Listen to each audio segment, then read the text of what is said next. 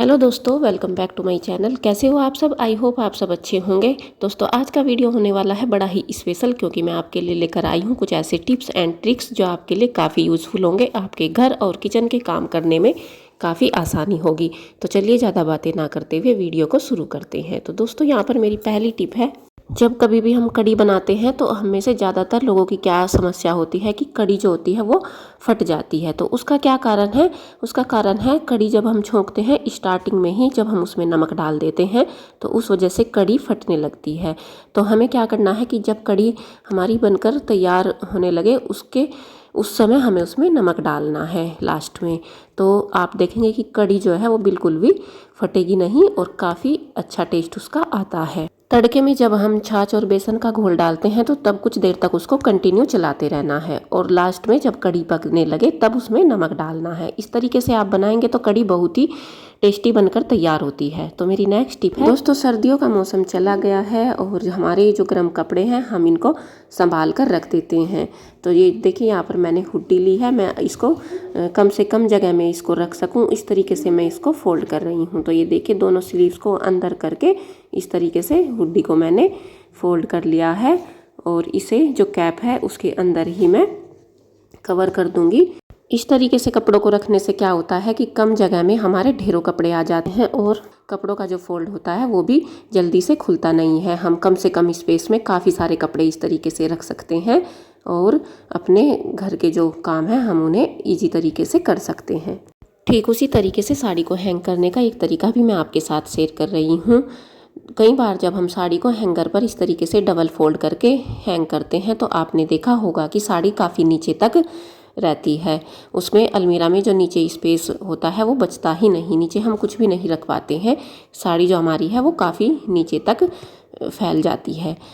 तो देखिए, साड़ी को मैंने इस तरीके से हैंगर पर लगा लिया है। अब इसे दोबारा से फोल्ड करते हुए हम दूसरी तरफ निकाल लेते हैं।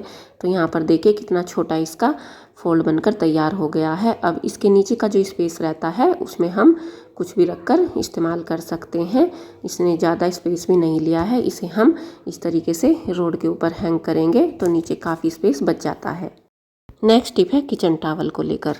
दोस्तों, किचन में जब हम खाना बनाते हैं या बर्तन धोते हैं या किचन का कोई भी काम करते हैं तो हमारे हाथ गंदे होते हैं या गीले होते हैं, तो हाथों को पोंछने के लिए हमें टॉवल की ज़रूरत होती है। लेकिन कई बार क्या होता है कि हमारे किचन में ऐसी कोई हुक वगैरह नहीं होती है कि हम किचन टॉवल को हैंग कर सके, खास करके सिंक एरिया के पास। तो अगर आपके किचन में भी सिंक एरिया के पास कोई हैंग करने के लिए कोई हुक या कील वगैरह नहीं है तो ये आइडिया आपके लिए काफ़ी यूज़फुल होने वाला है। तो दोस्तों, यहाँ पर देखिए हमने लिया है एक टॉवल और मेरे सिंक के ऊपर जो ये कैबिनेट बना हुआ है तो इसके हैंडल में सेफ्टी पिन की सहायता से हम टॉवल को हैंग कर देंगे।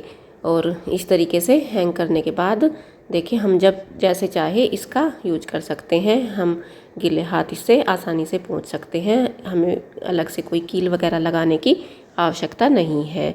और जब मन हो तो इसको निकाल कर रख भी सकते हैं।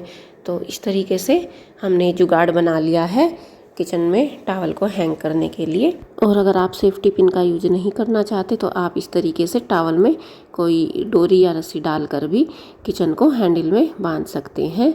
इस तरीके से टॉवल में जो सिलाई लगी रहती है उसी से किसी डोरी को डालकर और उसे हम कैबिनेट का जो हैंडल है जहाँ पर हमने सेफ्टी पिन को लगाया था वहाँ पर उसी तरीके से हम डोरी को बांध देंगे और इस तरीके से टॉवल को हैंग कर देंगे। और ठीक वैसे ही इसका हम इस्तेमाल करेंगे।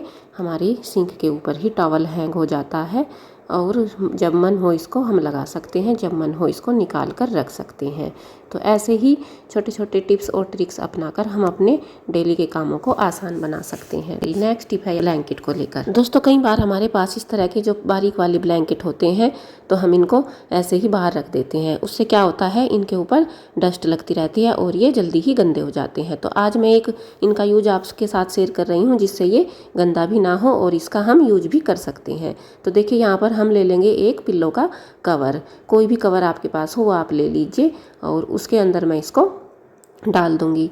और इसको डालने के बाद ये देखिए, ये एक तकिए का शेप ले लेगा। उससे क्या होगा कि हमारा एक अच्छा सा पिल्लो बनकर रेडी हो जाएगा और हमारा जो ब्लैंकेट है उसे एक कवर भी मिल जाता है। तो इस तरीके से हमारे दो काम हो जाते हैं। ब्लैंकेट जो है हमारा वो गंदा भी नहीं होगा और हमारा एक अच्छा सा तकिया भी बनकर तैयार हो जाता है। कई बार होता है ना कि हमारे पास तकिया जब कम पड़ जाते हैं तो उस तरीके से हम इस ब्लैंकेट को तकिया बनाकर इसका इस्तेमाल कर सकते हैं।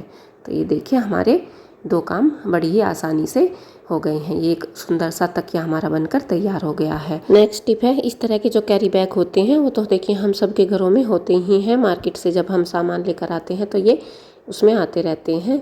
तो इसका आज एक अच्छा सा यूज मैं आपके साथ शेयर कर रही हूँ। ये देखिए इसको हम इस तरीके से छोटे छोटे पीसीज में कट कर लेना है और ये सब कट करने के बाद देखिए एक शेप मैंने इनको कट कर लिया है। अब इनको हम एक डब्बे में रख लेंगे।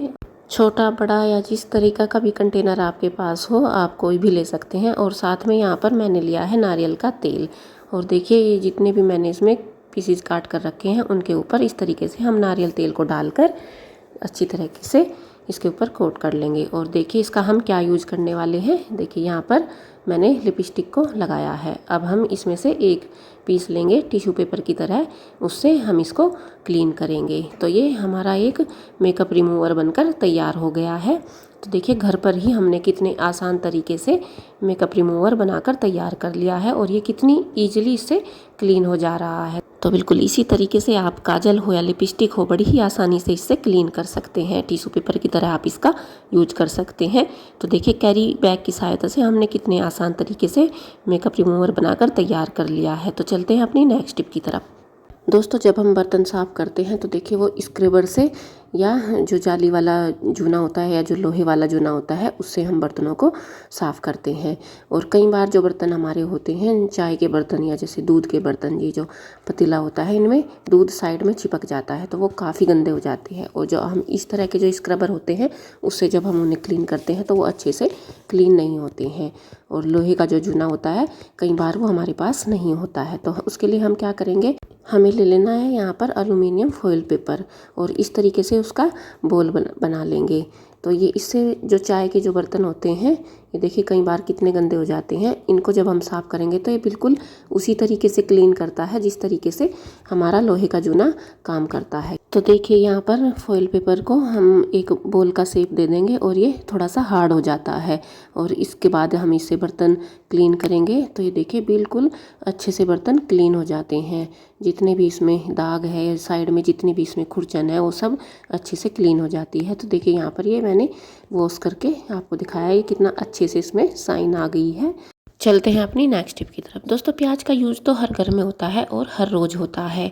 तो आज हम प्याज का इस्तेमाल यहाँ पर खाना बनाने के लिए नहीं करेंगे, किसी दूसरे काम के लिए करेंगे।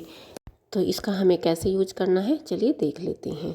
दोस्तों हमारे किचन में जो सिंक होता है जब रात में हम बर्तन वगैरह क्लीन करने के बाद इसको भी क्लीन करके छोड़ देते हैं तो रात में क्या होता है कि इसमें काफ़ी सारे कॉकरोचेस और कीड़े मकोड़े आ जाते हैं जो हमारे सिंक को तो गंदा करते ही हैं, साथ ही साथ हमारे किचन को और बर्तनों को भी गंदा कर देते हैं, उन्हें ख़राब कर देते हैं।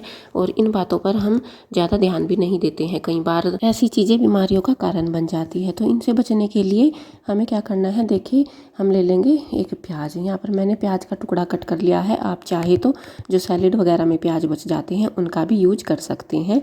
तो देखिए इस तरीके से प्याज का जो मैंने कट किया है उसको हम पूरे सिंक में लगा देंगे। इस प्याज की जो खुशबू होती है वो काफ़ी स्ट्रॉन्ग होती है और इसकी स्मेल से जितने भी कॉकरोचेस कीड़े मकोड़े हैं वो सिंक में नहीं आएंगे। सिंक की जो पाइप होती है, जो जाली होती है, उसमें हम इस तरीके से प्याज का जो टुकड़ा है उसको रख कर छोड़ देंगे और इसको रात भर ऐसे ही रहने देंगे। इसमें बिल्कुल भी पानी नहीं चलाना है। आप देखेंगे कि आपका सिंक बिल्कुल क्लीन रहेगा, इसमें कॉकरोचेस और कीड़े मकोड़े बिल्कुल भी नहीं आएंगे।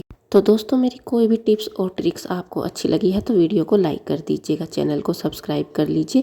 मिलते हैं आपसे अपने नेक्स्ट वीडियो में, तब तक के लिए bye bye and take care. Thanks for watching.